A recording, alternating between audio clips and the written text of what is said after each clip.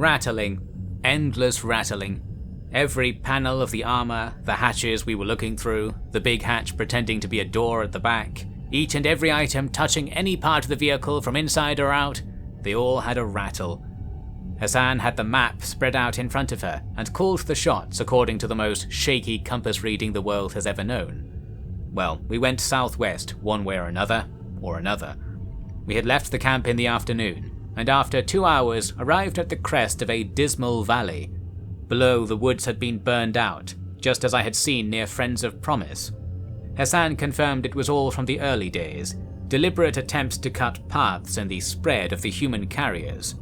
The low sun silhouetted the bare treetops, ominous enough for the weak-hearted to go back and lie down in their cell like a good vector. There was a little ranch nearby, half-built.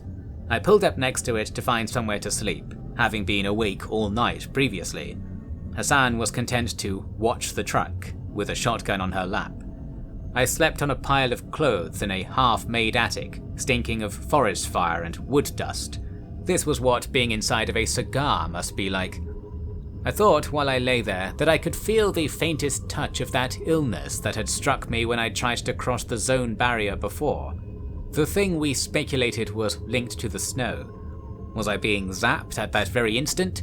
It was possible the army had learned of my betrayal already. I hoped that if the night fairies went to the camp, they would be careful. There were quite a few buried zombies in the cell waiting to be uncovered, and more grimly, pieces of the meme mutants that survived the bombs were down there too. Would they take root like a tree? Of course not. Much worse than that. For the time being, I returned to the truck at dawn and found Hassan wide awake, raring to go. She was especially eager for our journey to take less than 3 days, since she only had 1 round of oxygen in her tank and no way to refill it now. 1 breath during the mist and she'd be ripped apart, although not permanently, of course. Time to see how far our bucket of burnt steel could get us before then. We set off down the Valley of Ash, carrying on southwest. Our destination was a main road to take us west to the exit point, travelling through a band of civilization. The edge of this band had been subject to the firebombing. We rumbled into a town of charcoal, roads melted into twisted shapes, remains of buildings being carried away by the wind, particle by particle. No zombies though, gotta give them that. Infected who are burned become nomads, Hassan managed to tell me over the rattling. They move around all the time, looking for help, I guess. A grim thought. And more evidence that the fiery vector I'd met in that attic wasn't the average zombie. Fortunately, we passed into untouched forest after an hour of winding through this town, then turned south when Hassan spotted the main road in the distance. It took us into a desertified area, very deliberately cooked up closer to the cities. We drove into the next town. Not many zombies. Even Hassan was suspicious. I asked if the heat ray killed them all. She reminded me that there was no heat ray. Ah yes, so you say, yet something had cleared the place out. Ghost town. Better not jinx things by mentioning ghosts though, bacteria might get ideas. We stopped at a gas station, or to be more accurate, we stopped at a nothing station. Naive to think there'd still be stuff in the tank. A chance to rest, eat and look around the peaceful city. It was in good condition, the heat rising from the ground, slowing any mold or decay. "Where are they?" Hassan said from the roof of the truck. She was looking in windows with binoculars. Seemed we were alone, and I reminded her this was a good thing. "I'm the Vector," I said with a pinch of unironic pride. "Zombies must have gone looking for me in all my spots up north." "Not all of them. They can't all smell it, only the more developed ones," she claimed. I wasn't about to argue something I had no clue on, but I still thought I was right for at least the next 12 hours. During said hours, we drove on. The fuel was good enough. We'd make it to the checkpoint, although we both didn't know how far we'd need to go on the other side to do whatever we were going to do, which might not be the same thing for each of us. Didn't really matter given the challenge that lay in the immediate path. Mist night was coming. We stopped about 7 in the middle of the fake desert in between towns. To the south, the rubble wall and its white cap made for a close horizon. I crawled into the back and prepared all the magazines we had. Hassan took a stroll in the desert after a long day crammed in a can. Couldn't see a zombie for a good mile in all directions, just dead wasteland with the odd surviving tree, turning grey, then black, then red as the night arrived. When Hassan got back, she showed me a light in the sky through her binoculars. It was moving up from the horizon. "That's the array that activates the aeroplankton," she said. Just a white dot, really, a little elongated. The sorts of things that long ago people thought were gods coming to have their way with the world. Stopped clock gets it right in the end. After some rearranging, we got Hassan lying on top of our supplies in the back. A cardboard box full of bullets replaced her up front. We had ropes and straps to keep her still as I drove, but nowhere near enough for what was about to happen. We reached the next town by the time 10 o'clock passed and the mist thickened. It was quiet for a minute or two. Then, the crossroads we were coming up to was blockaded by another vehicle, a pickup with something that looked like a tent on the back, billowing around. The driver got out, just a shadowy figure. I thought it was that captain and called out to him. No reply. The figure went to the tent thing and pulled a cord. The canvas fell away to reveal a ball of green glowers and super zombies that rolled from the pickup like a liquid. I hit the gas and told Hassan to hang on. She couldn't hear me, but the jolting acceleration got the message across. I planned to just shoot off away from the crowd. Not happening. The batch the mysterious figure delivered was the zombie Olympic distance running team. Nothing like the shamblers or even the brutish chargers seen previously. They ran down the road after us. The truck could do about 30 tops, just barely putting distance between us. The night nemesis had more though. From the skies came a formation of those acid-spitting, doubly large birds, easily fast enough to sweep down onto our roof. They stabbed at the metal with their beaks, not getting through. Good thing I didn't make that armor myself. Still, the hatch I was looking out of was open for any and all acid to leak through. It gave off a repulsive smell as it reacted with the metal, not to mention the sting of it dripping on my hands. We careened out of the town and into the desert, falling off the road while I tried to wipe the acid away. A bird peered down through the gap and opened its mouth. At this, I was forced over Hassan and out the back, ready to clean the roof with my shotgun. This worked well enough. But remember, those zombies were hardly far behind. I think I killed about half the birds before I was driven away from the truck by a crashing wave of sprinting monsters. They clawed at me and toppled themselves in mad tackles. I kept on dancing around them, being driven further from the truck. They weren't trying to open it anymore. Hassan's mask was working. I realized that as I dashed around, emptying the automatic shotgun, the birds couldn't keep up with me. So I must have been running damn fast. It felt like nothing at all, but yeah, my legs were launching me this way and that with great power, probably boosted by the mist. Should have dropped the shotgun and started kicking. And it wasn't just speed I was benefiting from, but the expected longevity. I got slashed, bit, punched, and burned, all registering as a brief pain that faded immediately. Then, the longer sting of a bullet passing through me. The sound was close behind. The pickup was parked just behind our truck, and the guy was on the roof with an assault rifle at his shoulder. In the red light, I could tell he was wearing military gear. I thought then that it was Crazy Jake. The word crazy just came to mind, and the rest wasn't such a leap. Unfortunately, it wasn't. With a hole in both sides of my torso, I ran towards the truck, having drawn the horde away from it. I figured a speedy getaway might ease the pressure. Steady 3-shot bursts intercepted me. I was hit 4 or 5 more times, but made it. Hassan was halfway through unstrapping herself and had to hang on as I floored the pedal. We moved off at a glacial pace, clearing the approaching zombie clusters and again summoning a feeding frenzy of birds. More were arriving from the depths of the night. I think more of the running zombies were reaching us too, replenishing the damage I'd done to the special delivery stock. I drove in a zigzag pattern across the open desert, trying to get less acid landing on the roof.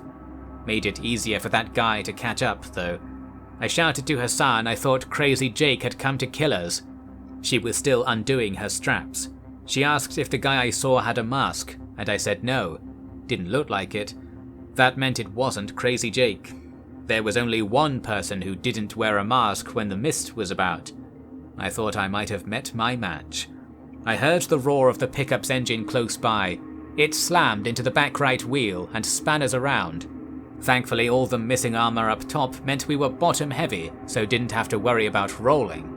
But I'm not here to describe all the things I wasn't worried about. I grabbed the AK-47 and scrambled to the door. I could see condensation in Hassan's mask. She wasn't breathing anywhere near slowly enough. I pushed the screeching hatch open and crouched behind it, covering the direction of the pickup. It had stopped also. I could see the glow of the approaching zombies, 20 seconds behind us at the most. The birds were circling overhead. I was about to pop out and shoot towards the pickup when I heard heavy stomps on the roof. One of the plates fell through and winded Hassan, moments before my nemesis was descending on me gun first. I turned in time to shoot, but it was a mutual exchange. 2 rounds into both of our chests before we clashed and tumbled on the ground. He was bigger than me and ended up on top. The face I feared. "Looks better on me," the me clone grinned. Perfect teeth. He shunted around to get a knife from a leg holster, giving me the leeway to draw my revolver and fire it into his stomach. Shouldn't have bothered. "You've only yourself to blame," he laughed. He thrust the knife into my neck. This was painful. It stayed in there, thanks to Hassan. She delivered a long burst from the submachine gun into the guy's head, which shattered and splattered all over the place. I pushed the body aside. I enjoyed a few seconds with no thoughts at all, like my body was trying to work out if I was dead. The moon shone behind the red mist above. "Move," Hassan shouted, pulling her mask up for a moment to do so. It was a good idea. A bird tried to land on me, but I caught it and ripped it in half. The gore burned at my wounds as I pulled myself into the truck and past Hassan. She kept firing at the zombies. Ignoring the pain as every sharp edge dug into me, I somehow made it to the front and pressed the accelerator. We began to move, and as it turned out, we didn't need to go far to escape the immediate danger. The zombies didn't give chase, instead stopping to inspect the fallen me clone. I didn't see what happened exactly. Hassan told me that the clone got up, with 1/4 of a head, and started gesturing at the zombies. They huddled in and listened, then turned to look at us. By then we were passing over a ridge and out of sight. "I've got to slow down," Hassan shouted to me. I gave her a thumbs up. She pulled open a plastic case and got a load of those pills out. During that time she must have noticed that I had a knife sticking out of the front of my neck, alongside a dozen bleeding wounds. Kindly she offered to help. I shook my head, adding more pain to the equation, and gripped the steering wheel tight. Just had to drive, that's all I was thinking. Hassan managed to close the back door while we were going slow up an incline. Then she lay down and slipped the pills under her mask one after the other. Didn't hear much from her after that. I carried on for another hour, passing into another town and out the other side. No activity, no movement. Finally, at around 3 I stopped. The engine was getting too hot anyway. Nothing behind us, no green glow, no birds, and no truck. I didn't know why they hadn't followed us then, not until Hassan stirred the next day. But yeah, it was the doing of that assassin. What I think happened was his near-death experience attracted the hunger of his minions, creating confusion. Whatever it was, we were in the clear. I got the first aid stuff out and went to work. As you might guess, some of the wounds were already closing up, and notably I wasn't dead, not even losing consciousness, despite huge loss of blood and internal damage. All very good, yet I wasn't going to be the only one getting back in the game real fast. Didn't have time to hang around. Thinking myself clever, I hung the neck knife on a little rope from a tree branch. Thought it might act like a decoy. Didn't stick around to find out. Fortunately, the next hour of driving was quiet, and the sun came to dispel the mist. If I'd been looking closely, I probably would have seen that white dot in the sky slip down to the horizon somewhere. Drove until 8:30, then noticed Hassan was moving. Stopped and took stock of the situation. I think we won. Both of us were alive, to some extent, and the truck, while even more rattly, was still moving. The engine hadn't melted, fuel wasn't leaking, damage was mainly on the top. Hassan assessed that the armor needed complete replacement, and even threw off a few panels then and there. "That attacker, it was another you, right?" she asked. A confusing question at the best of times, with a simple answer: yes. Crazy Jake's research was going well, it seemed. I told Hassan it had spoken to me clearly, New York accent, distractingly good teeth. She nodded along. "Then they've done it," she said. "It being reproduce me entirely," she explained. "Another soldier who could be a vector and draw in the zombies, only this guy seems to not get attacked by them. Get this guy behind enemy lines, and check back the next morning to see what the zombie tide achieved." That was what the president and such wanted from all this, and Hassan said a certain Colonel Jacob Crazy McNamara was obsessed with using all this stuff for a war he presumed was happening. "Russia or whatever," Hassan shrugged. "Probably no such thing as Russia now," I replied. "No United States, that's for sure." "Not really," Hassan agreed. "Guess we'd need new passports, but we could worry about that another time." We drove on, following the main roads on a route that curved us around to the northwest, heading for the Western Wall. Hassan threw the oxygen tank out the back to speed us up, basically empty anyway. She took over with the driving so I could nap and regenerate in the other seat. Closed my eyes around 9, opened them around 4, still cruising through middle-of-nowhere towns. I did feel better. Hassan said things were good fuel-wise, time-wise, just not smell-wise. The regeneration process stank, apparently. I didn't smell anything. I still had a couple of bullets lodged in me, and had to trust the bacteria would keep that from becoming a problem for a while at least. I wondered how the other guy was holding up. Better, maybe. All the me mutants that escaped my cell without blowing up were probably healed by now, strolling their way towards me one stomp at a time back there. As for the blown up ones, I liked to believe they were so thoroughly destroyed that they weren't ever going to come back, especially as most of the pieces were buried or boarded up. I think it would have been true if I'd closed off the tunnel entirely to keep the mist out. Anyway, no need to worry about that, just gotta keep going. Stopped beside a fountain around 7 to clean stuff up and change bandages. We're almost out of them by the end of this. Made a small fire to cook some pre-made stew. Hassan did the pot watching. I shot any zombies from the local town who came to investigate. Classic urban camping experience. "I'm sorry," Hassan said. "I didn't think it would be this bad." "Yeah," was all I could muster in reply to that.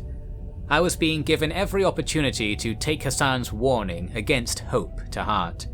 If we escaped, things might actually get worse for us. She was supposed to be dead, and I was supposed to be something worse. Well, one more missed night and we'd probably get to find out how bad things can really get, so better carry on. We were just a few hours from the checkpoint and decided to drive through the night. Hassan said actually getting out might not be simple, so we needed as much time as possible. The army had sealed her in when she entered via the same route, and she had some idea of the stuff we'd need to clear to undo that. Hence the bricks of soft gum wrapped in yellow plastic tied up in the back. "They're going to take over the world," she said around midnight. "Those guys, the new Eastcom, they can hold the world to ransom with this new technology." "Wouldn't be surprised," I said flatly. "That's why we have to give you to the world," she went on, looking at me. Didn't like the sound of it, and asked what that meant. "The formula for a successful vector program needs to be out there, for everyone, all over the world. I want to ask if you'll help, when we're out." "I don't know," I immediately said, reflexively against any plan that sounded like keeping my current job. Hassan knew I didn't want it. "We probably won't be able to," she said. I agreed. "They'll capture us, kill me, and make you their puppet," she went on. I didn't want to agree, although I did. I said that I wouldn't be captured, then hastily added that I wouldn't allow her to be captured either. "Thanks," she said. I don't know if we were actually planning to save the world or not. Premature, naive, and downright heroic. Such was the dream of our escape. We drove close to the western wall, along its lowest foothills. Around midnight there were tall spotlights ahead, shining on the road and the fortified compounds on either side of it. The one on the right was shabby, an official survivor camp from the earliest days of the Wall-Off. The one on the left was built into the mountain, with grey concrete and barbed wire. That was the checkpoint. That was the way out, for better or for worse.